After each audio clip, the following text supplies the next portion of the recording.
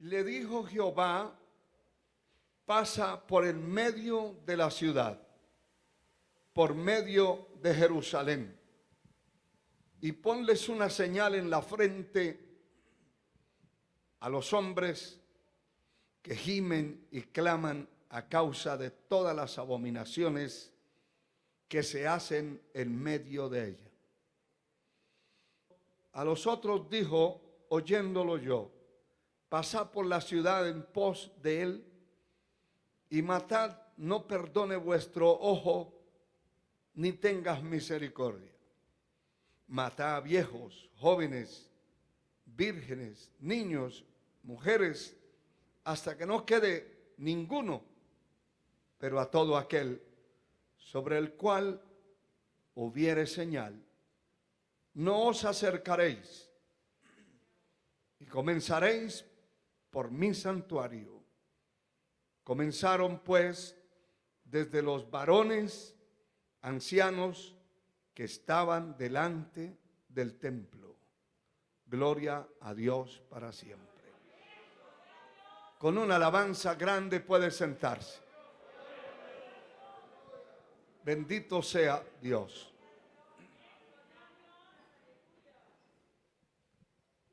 Oración y protección. Proteger es hacer que una persona o cosa no reciba daño o no llegue hasta ella algo que lo produce, algo que le pueda dañar. Eso es proteger. Gloria al Señor. Es muy importante entender estas cosas de parte de Dios. Es muy importante porque Dios, a través de la oración,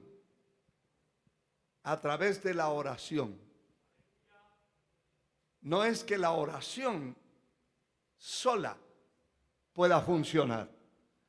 Nosotros oramos porque estamos dependiendo de un Dios altísimo, soberano, todopoderoso, que es el que actúa, es el que nos guarda, es el que nos defiende, el que nos protege, el que nos provee, el Señor. Pero Él no va a mover su mano, no va a actuar si no oramos. La oración siempre debe ser anticipada. ¿Anticipada a qué? A los acontecimientos. Anticipada a llanto. Hay gente que llora y se desespera y se revuelca en el piso después, la oración y haberse revolcado en el piso si era necesario, era antes del problema, antes de la caída, antes del golpe, antes de la traición, antes que alguien se rebelara contra usted, tuvo que haber orado. Si no se ora antes, la mano de Dios no se va a mover. El domingo hicimos referencia a una palabra que David pronunció. Y fue una frase corta. Jehová entorpece el consejo de Aitofel. Eso fue todo. Eso fue todo. Y han habido ocasiones que se han tenido que hacer oraciones demasiado cortas, pero que en el pasado, antes de, se hicieron oraciones con un tiempo suficiente de humillación ante la presencia de Dios. Entonces la persona puede ir en un automóvil, en un autobús, y puede venir otro carro de frente y usted no tiene allí tiempo para hacer una hora de oración, eso lo tuvo que haber hecho atrás. Antes, allí en aquel momento, lo único que puede decir es: Señor, líbrame. Y la mano de Dios, si usted tenía abonado en el cielo y tenía acumulada la oración que se hizo, la mano de Dios puede salir y puede librar, puede esquivarse, quedarse frenado, quieto ese vehículo y no hacerle daño.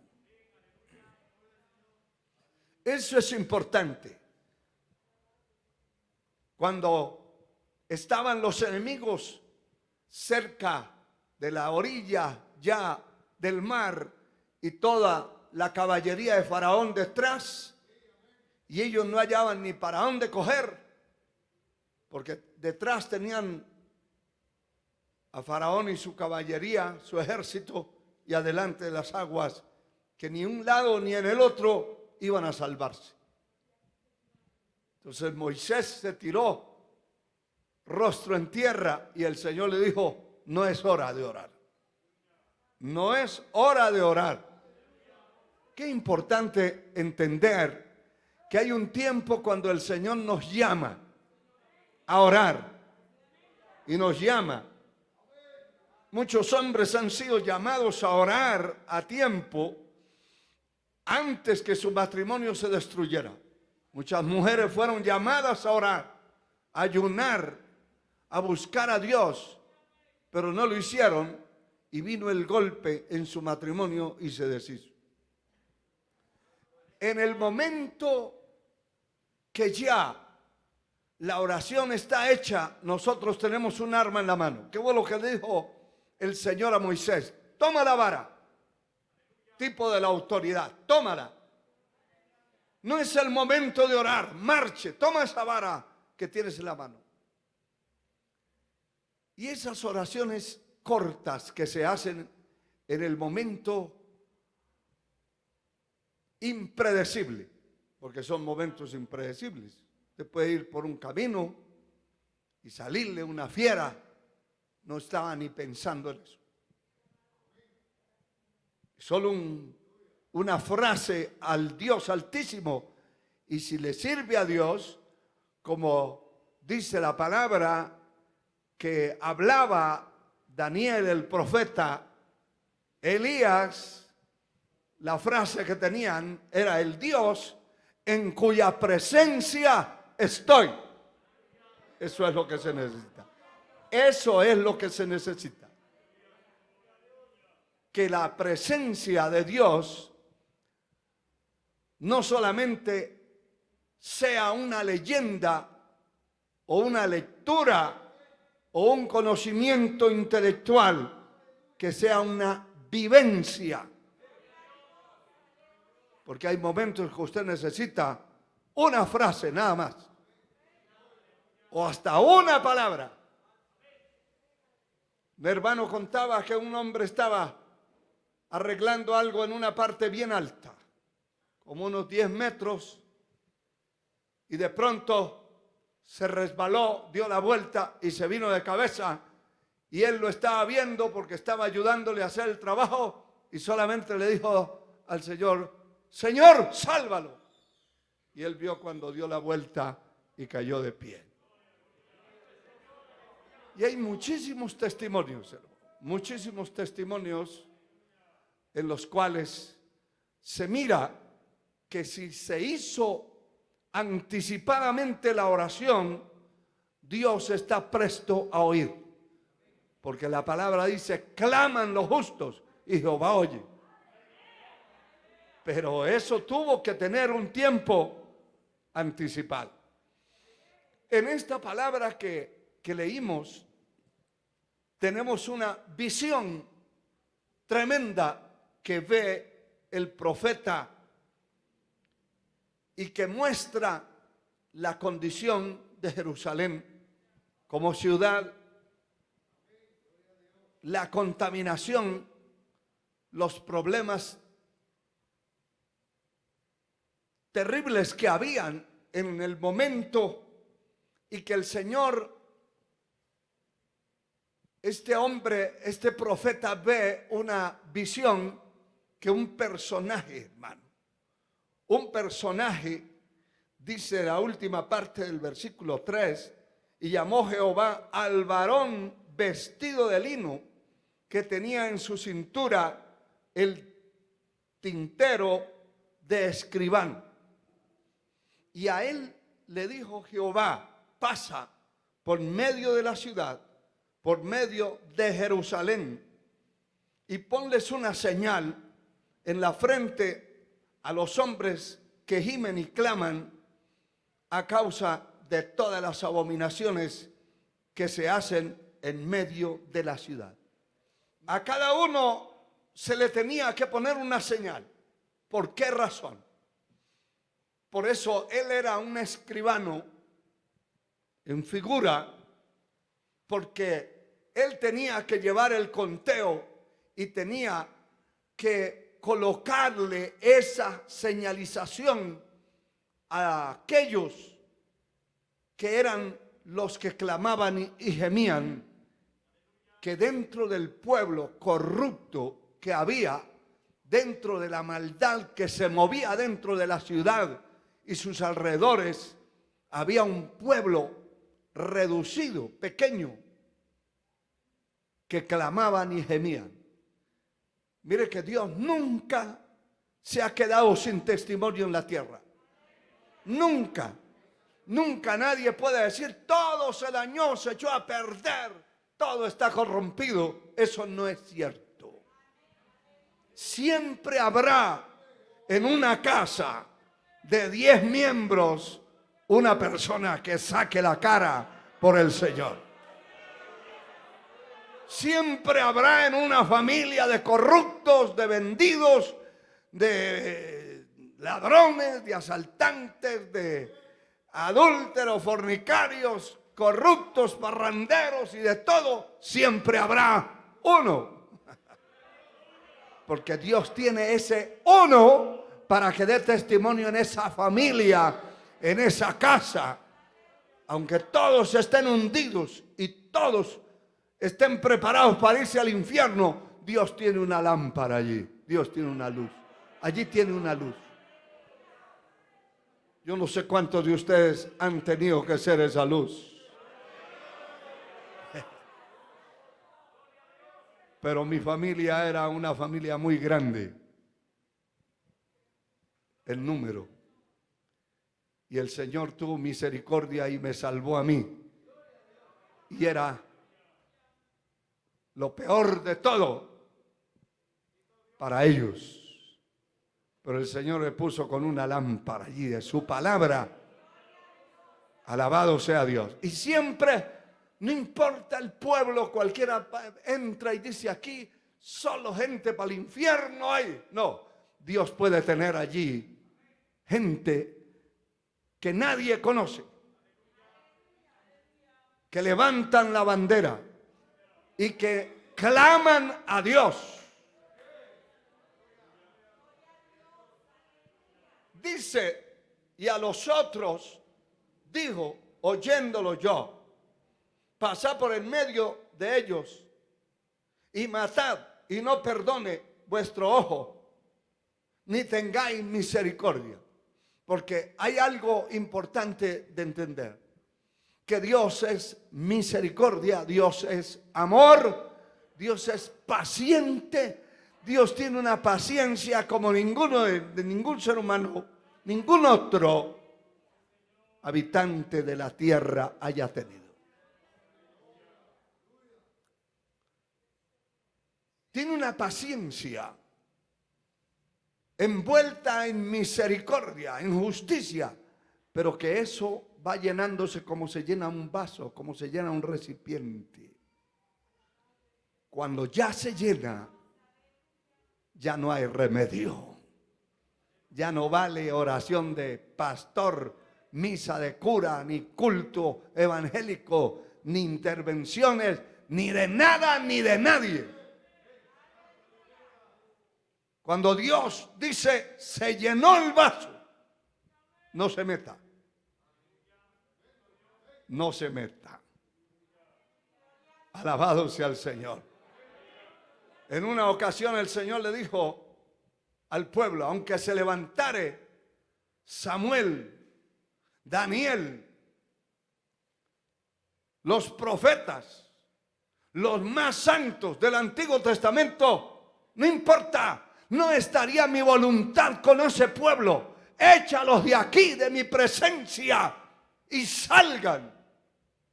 Hay gente que piensa que el Dios que adora y que sirve es un Dios cómplice de la maldad de los que pecan, de los que se corrompen, pero no es así.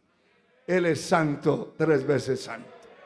Y por eso la visión que este hombre de Dios está teniendo es que ese personaje recibió orden de Dios de no dejar vivo ni al niño, ni mujeres, ni doncellas, ni mujeres adultas, ni hombres, ni nada. La espada iba a cortar. La espada iba a cortar. El verso 6 dice: matad a viejos, jóvenes, vírgenes, niños, mujeres, hasta que no quede ninguno. Pero oiga esto, pero a todo aquel sobre el cual hubiere señal, no os acercaréis y comenzaréis por mi santuario. Mire, hermano, aquí hay una palabra en Primera de Pedro, capítulo 4, verso 17, y dice esta palabra lo siguiente, 4:17: porque es tiempo de que el juicio comience por la casa de Dios, y si primero comienza por nosotros, ¿cuál será el fin de aquellos que no obedecen al evangelio de Dios? Y si el justo con dificultad se salva, ¿dónde aparecerá el impío y el pecador? Dese cuenta de algo, que el juicio siempre comienza por la casa de Dios. Allí, según la visión que el profeta está recibiendo, el juicio empezó por la casa, por los que estaban delante del templo, es decir, los que servían en el templo, los que ministraban en el altar, los que cantaban, los que tocaban los instrumentos, los que participaban del altar. El juicio inició por ellos. Cuando Dios va a hacer algo, los primeros y principales enjuiciados van a ser aquellos a los que Dios les confió, les dio, les puso en la mano lo que tenían que hacer. No va a empezar por aquellos que llegan de vez en cuando al templo, aquellos que no participan en nada. No. Son aquellos que participamos. Los primeros que vamos a ser puestos en la balanza. Y como aquel hombre Balsasar que fue pesado en balanza y fue hallado falto de peso. Dios nos pesa. Dios nos pone en una balanza a ver para dónde se va. ¿Para el mundo o para el cielo? Qué bueno es Dios. Levante su mano y dele gloria a Él. Qué importante, hermano, es que el profeta Ezequiel ve el pecado de Jerusalén.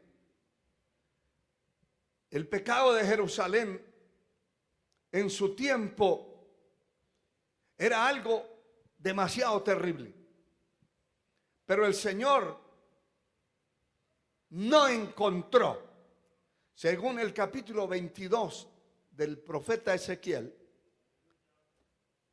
Aquí dice la palabra en el capítulo 22, y vamos a leer del verso 26 para que usted entienda cómo estaba la situación. Dios nunca actúa para mal contra nadie mientras el pueblo se humille, clame al cielo, pida misericordia, le sirva a Él. Lo único que hay es presencia divina, fortaleza del cielo, visitación de Dios, defensa de su mano. Oiga, tener a Dios del lado nuestro es tener el cielo entero, tener millones de millones a nuestro favor. No es una cosa liviana. Cuando usted dice Dios está conmigo, detrás de Él hay millones que recuerde que uno solo que envió el Señor a defender al pueblo mató en una sola noche 185,000 hombres, los más valientes del pueblo enemigo fueron reducidos a la miseria. Un solo ángel. Y hay millones y millones al servicio de Dios y al servicio de la iglesia. Hay gente que por todo le da miedo, se asusta, cree que ya todo se va a acabar. No, no, hermano.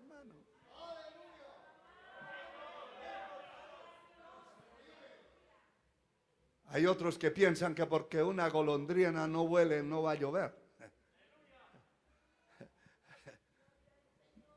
Porque una golondrina no salga, no deja de llover.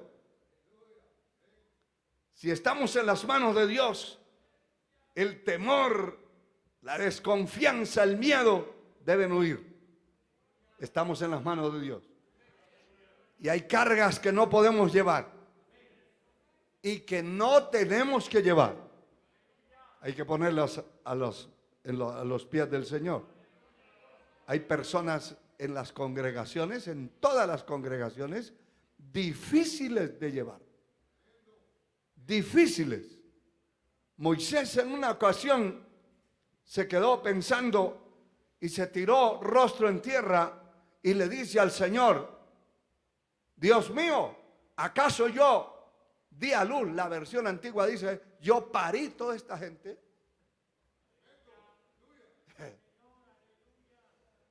Esta versión dice: ¿acaso yo di a luz a toda esta multitud que me son una carga pesada? Mejor máteme. Porque hay gente que no, hay ovejas que no son ovejas. Están metidas dentro del rebaño, pero no son ovejas. El que se descuida le mete en el cuerno. Y son complicados para llevarlos. ¿Qué hay que hacer? Ponerlos en las manos de Dios. Yo no puedo desvelarme y pasarme aguantando hambre porque alguien no me quiere.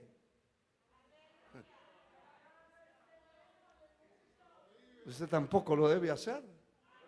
Póngalo en las manos de Dios y deje que Dios lo trate. Deje que Dios lo trate y usted va a ver con sus ojos lo que Dios puede hacer. Por eso es que la oración no solamente es para que se nos contesten las preguntas, las peticiones que tenemos, sino para que Dios nos proteja. Y Dios nos protege a través de la oración. Mire, hermano, el capítulo 22, el verso 26, le voy a leer así algo ligero, porque quiero que conozca el panorama que había en ese momento en el pueblo, la situación, cómo estaba de complicada. verso 26 del capítulo 22 dice: sus sacerdotes violaron mi ley, contaminaron mi santuario, entre lo santo y lo profano no hacían diferencia, ni distinguieron entre lo inmundo y lo limpio, y de mis días de reposo apartaron sus ojos, y yo he sido profanado en medio de ellos. Sus príncipes en medio de ellos son como lobos que arrebatan presa, derramando sangre para destruir las almas, para obtener ganancias injustas.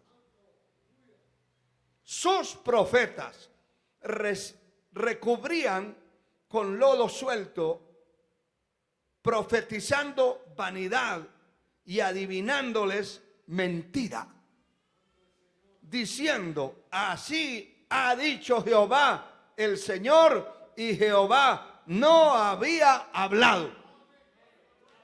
El pueblo de la tierra usaba de opresión y cometía robo, afligiendo al menesteroso, hacía violencia, y al extranjero oprimía sin derecho. Busqué entre ellos hombre que hiciese vallado y que se pusiesen en la brecha delante de mí a favor de la tierra, para que yo no la destruyera, y no lo hallé. Dice el verso 31: por tanto derramé sobre ellos mi ira, con el ardor de mi ira los consumí, hice volver el camino de ellos sobre su propia cabeza, dice Jehová el Señor. Hermano, el hecho de que Dios nos haya puesto esa carga, ese anhelo, esa responsabilidad más que carga, de buscar a Dios, de llamar al pueblo a orar, de meter la gente, las iglesias, a buscar a Dios los viernes, los martes, cultos de oración, los miércoles, ayuno. Para muchos eso es una carga y es un azote, pero eso es lo que el Señor honra. Y yo le digo que han pasado los años y Dios nos ha sostenido y nos ha mantenido de su mano poderosa, porque nos hemos agarrado de Él.